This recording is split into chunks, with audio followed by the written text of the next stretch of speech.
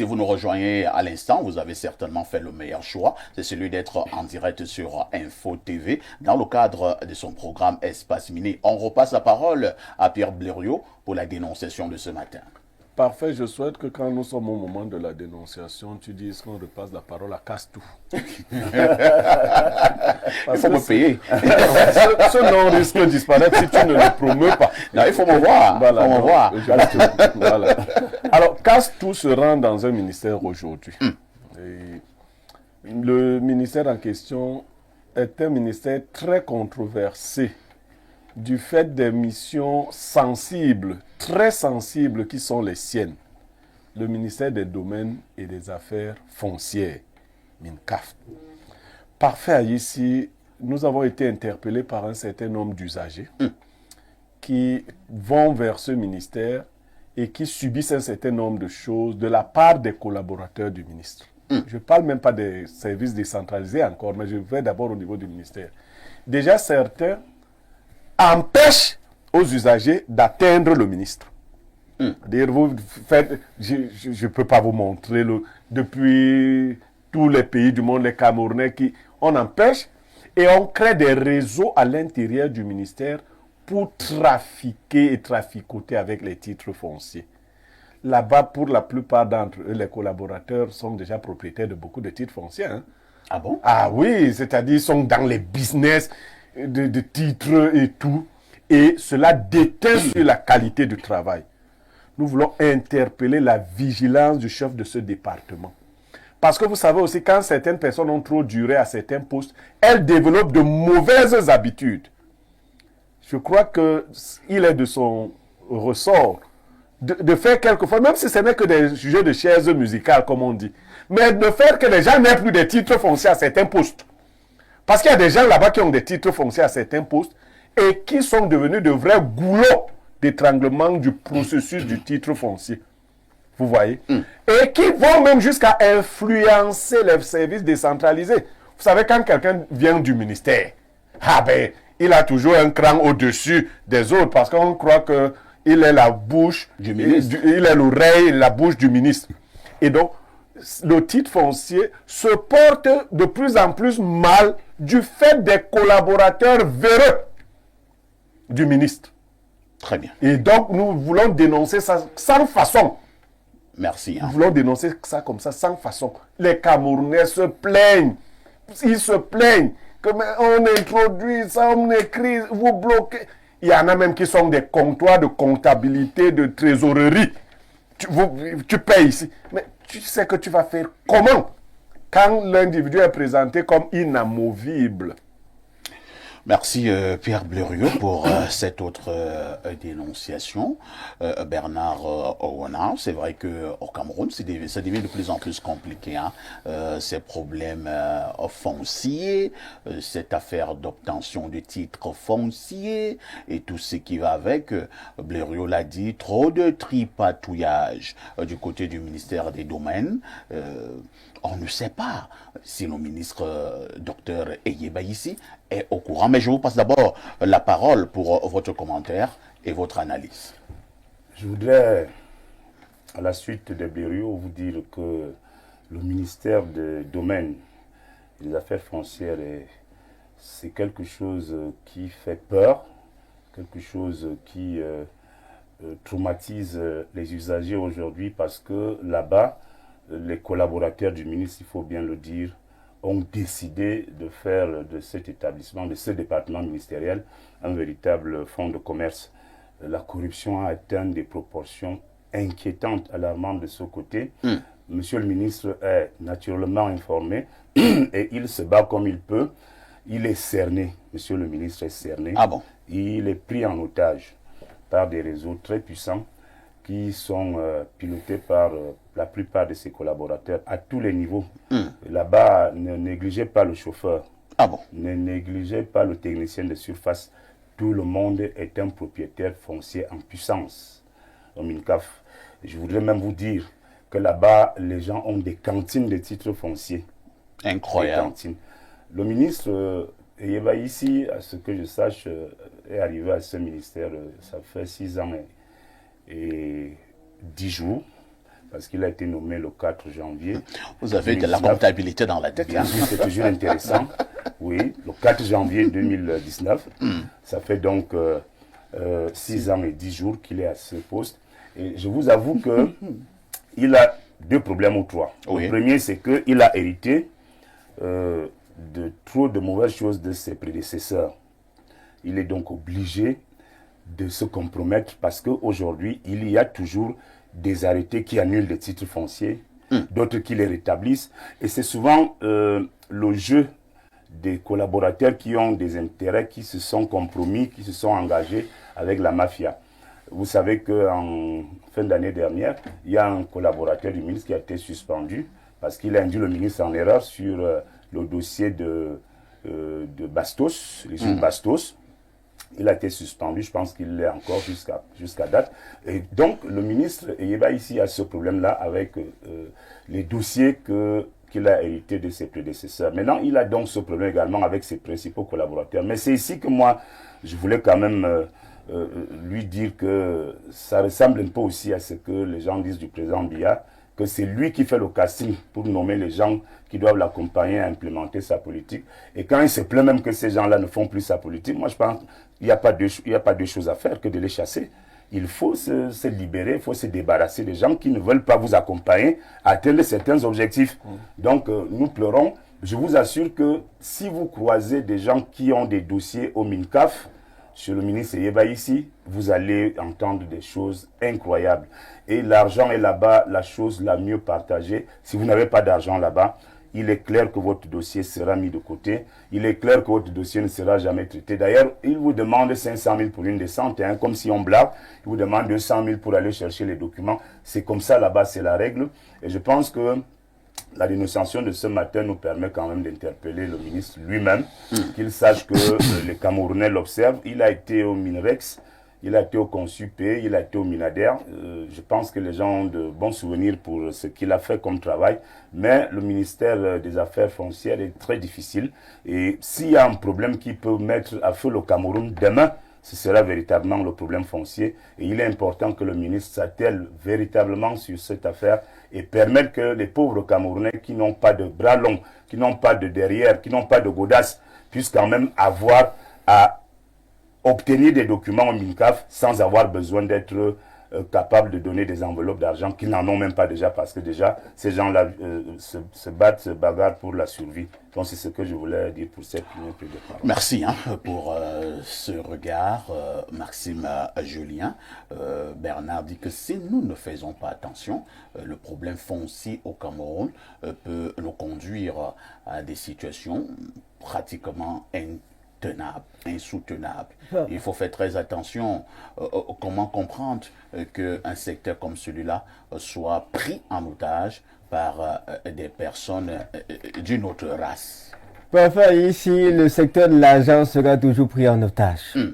Là où il y a l'argent, il y a beaucoup d'idées, il y a beaucoup de pensées. Et là, il y a le blé. Et là où il y a le blé, même les habitudes qu'on n'avait pas, on commence à avoir.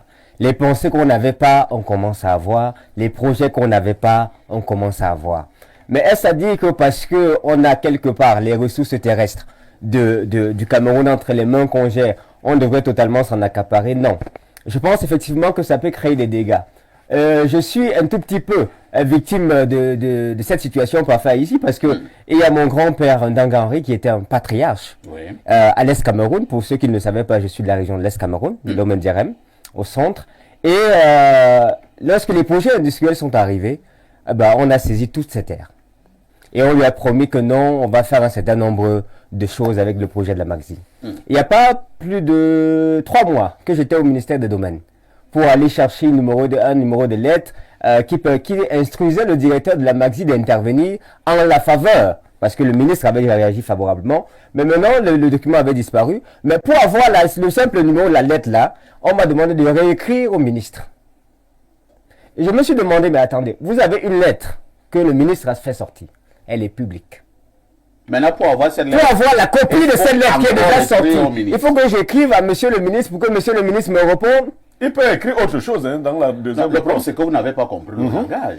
C'est-à-dire que ce sont ces langages-là. Si tu donnais l'argent, ce sont ces langages-là, parfois ici, qui font en sorte qu'il y ait des tribus et des ethnies qui commencent à se révéler. Il y a des tribus et des ethnies à l'Est Cameroun, j'en fais partie, qui pensent qu'on est en train de déposséder tout leur territoire et leur propriété. Et il y a, moi je ne veux pas alarmer, il y a des aînés et des élites qui s'asseyent et qui réfléchissent sur la question. Et je pense honnêtement que le ministre qui a eu de l'expérience dans tous les ministères qu'il a traversés, je crois que le gouvernement a dit que c'est eux la force de l'expérience. Je disais souvent ici que tout ce qui est, toute connaissance qui n'est pas fruit d'une expérience n'est que pure information. Avec toute l'expérience qu'il a emmagasinée, s'il se rend compte que ses collaborateurs sont comment je vais dire ça, compromis, hein, ou corrompus, eh ben qu'ils mettent la main sur la table. Où est donc la force de cette expérience? Qu'ils les dégagent. Qu'ils les bougent. C'est vrai que quelqu'un va vous dire, écoutez, c'est mieux de vivre avec un serpent qu'on connaît. Moi, je ne pense pas. Moi, je ne pense pas. Tu restes avec un serpent qui va te mordre. Tu connais quoi sur le serpent? Et mon confrère disait tout à l'heure qu'il est main lié. Il peut se délier. Le chef, c'est le chef. Et s'ils ont des tests ou des lois qu'ils votent pour annuler un titre foncier ou pour évaluer un titre foncier, ils ont qu'à aussi définir les critères qui permettent de définir toutes les activités qu'ils mènent. Qu'ils arrêtent de dire aux gens qu'on descend sur le terrain à 500 000. Merci Maxime Julien pour cette autre analyse. Joseph Zambo, c'est donc un problème, nous l'avons dit, nous le redisons, un problème important. Nous interpellons le ministre Eyeba ici ce matin à frapper du poing sur la table. Vous savez, parfois dans certains départements ministériels, le ministre même peut bien travailler. Mais certains collaborateurs qui vous empêchent d'arriver chez le ministre, parce que je vous assure, dans certains départements ministériels au Cameroun, pour rencontrer le ministre, parfois c'est plus facile de rencontrer le chef de l'État. Hein? C'est très compliqué. On vous bloque d'abord à partir de l'entrée du ministère. Quand vous arrivez même au cabinet, vous avez à faire 6 mois avant d'arriver au cabinet de monsieur le ministre. Et après, on vient remplir l'audience. Vous ne savez même pas s'il a reçu votre papier d'audience. Vous faites 3 ans, vous ne rencontrez pas le ministre parce que les collaborateurs bloquent. Est-ce que certains collaborateurs, parlons peu, parlons vrai, ne sont pas également des mauvais pions pour le travail dans certains départements ministériels? Bon, en tout cas, le fait que cela perdure fait en sorte qu'on se pose des questions si les personnes à la tête ne sont pas au courant de ce mécanisme. Parce qu'en réalité, quand on est patron d'une institution, on doit maîtriser sa machine de fonctionnement. Mais lorsque pendant une année, 6 années plus tard, les mêmes actions se répètent, et que le patron n'est pas au courant, on va réfléchir s'il est vraiment un bon patron. Mais comme je sais qu'il n'est pas un mauvais patron, c'est possible qu'il sache ce fonctionnement-là et qui est vraiment gênant. Parce que dans tous les ministères, ce n'est pas que le MINCAF, dans tous les ministères, le gros business, c'est lorsqu'il faut que le ministre signe ton document. Ça devient compliqué. C'est compliqué parce que tous les bureaux que ton document va traverser, ce n'est pas la personne à la tête de ce bureau qui va t'appeler.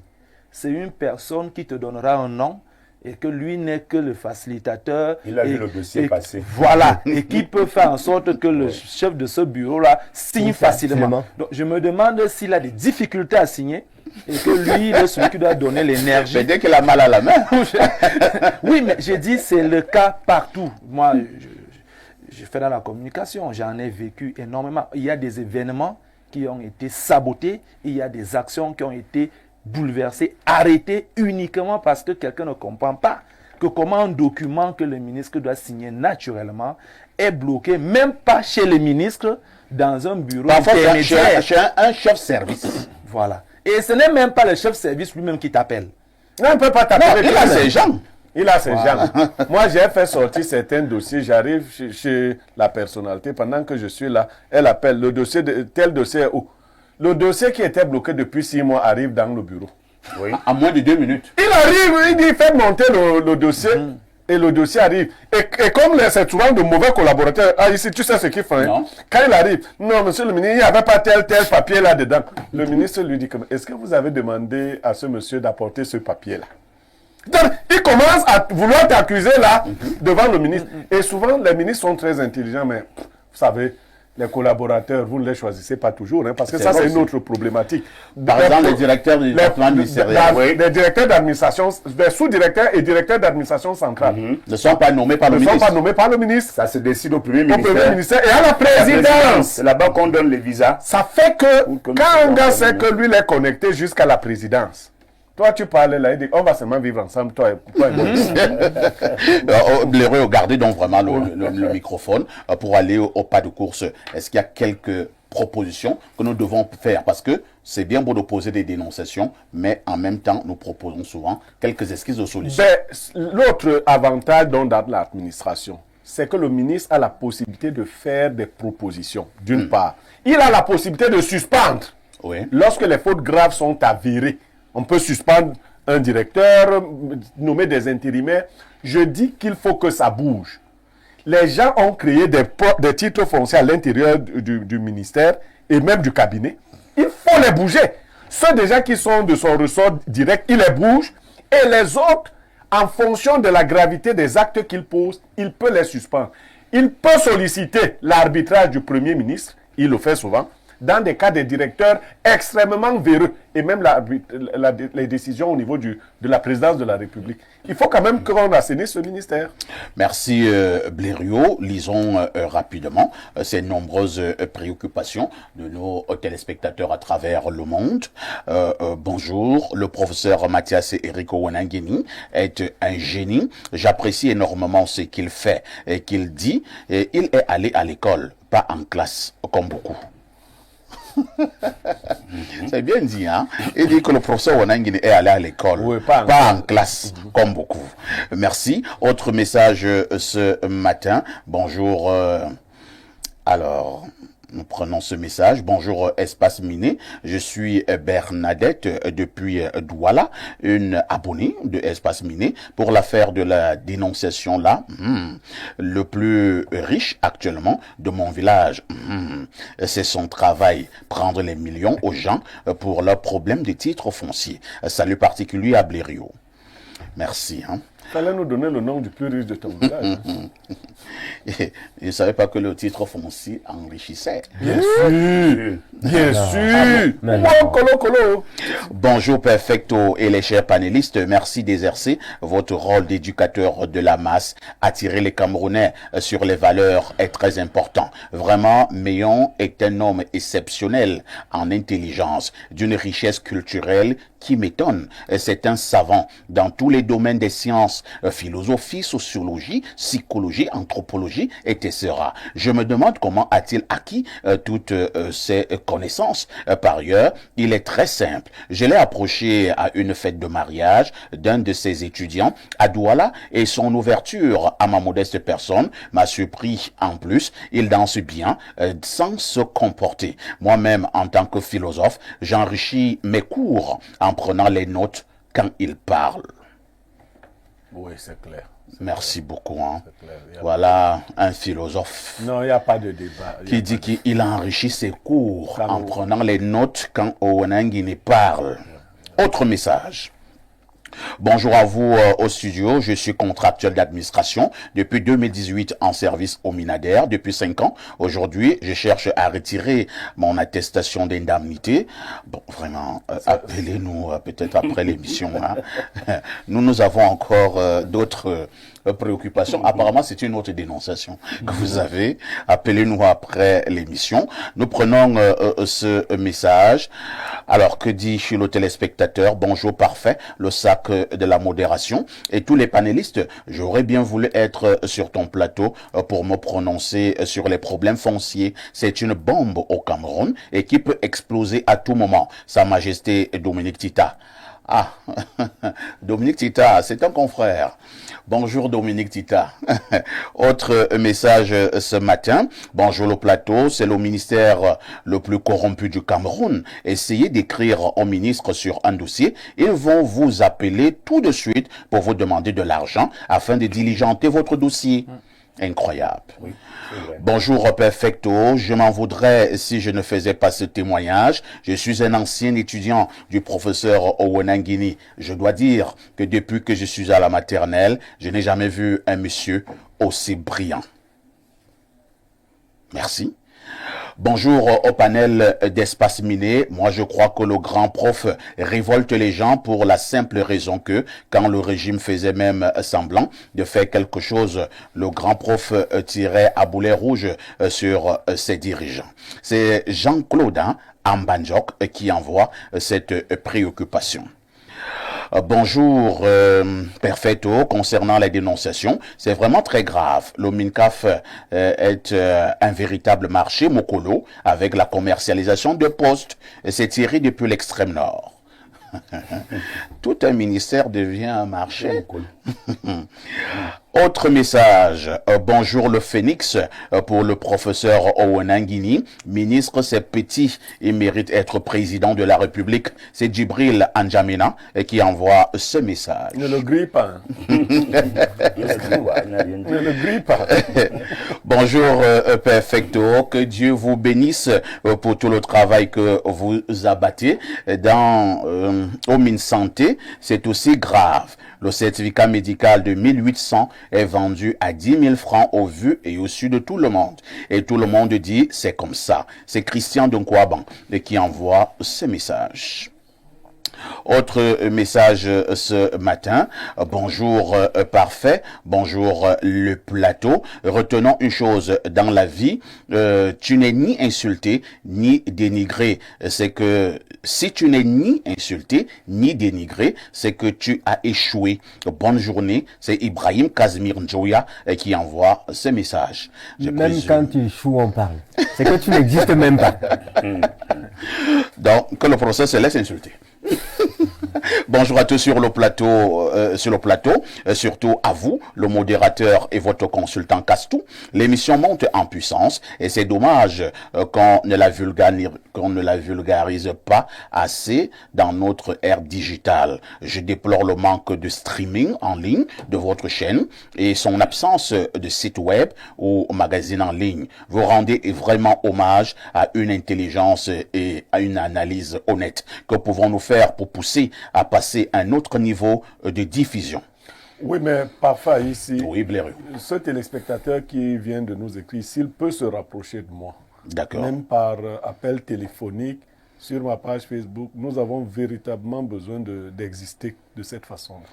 Bonjour, Monsieur Parfait Haïssi. Il y a un adage qui dit qu'on a beau détester le lièvre, mais il faut reconnaître qu'il va vite. C'est une image de ce que l'on appelle honnêteté intellectuelle. Le professeur Owenangui ne mérite pas le respect, mais du respect. Le Cameroun a des intelligences certaines, mais celle du professeur est ou un ou deux crans au-dessus. C'est Émile Essi, depuis Un Fou, qui envoie ce message. Alors, bonjour Parfait Haïssi, bien des choses à vous, juste pour féliciter et encourager le professeur Mathias Eric Owenangini, qu'il sache qu'il n'est pas seul, le Cameroun est comme ça, on a toujours tendance à insulter les valeurs. Bonjour Info TV et son panel, Haïssi, vous n'êtes pas... Je ne sais pas de quoi vous parlez, hein. Il faut écrire... dans une langue qui sera facilement décryptée. Alors, quelqu'un me dit ici qu'il est en route pour Info TV. Moi, je ne sais pas qui vous êtes. Qu'il vienne. Bon, Il peut être du MINCAF. Ça peut être un gars du MINCAF. j'espère que ce ne sont pas des menaces. Ça peut être un gars du MINCAF qui arrive là. Donc on va l'accueillir. Mais il n'y a pas de problème, qu'il vienne. Alors, bonjour Perfecto, le professeur Owenangini, qu'on le veuille ou pas, il finira ministre dans ce pays, que ce soit dans le régime Biya ou un autre régime. Ah, d'accord. Bon, alors, nous allons lire trois dernières réactions. Hein. Nous sommes saturés par des messages. Alors, nous prenons celui-ci. Bonjour, Parfait. Et à tout ton panel, concernant la dénonciation, Parfait, ce n'est plus possible de changer quelque chose de ce côté. Il y a un réseau, on vend tous les postes de chef service.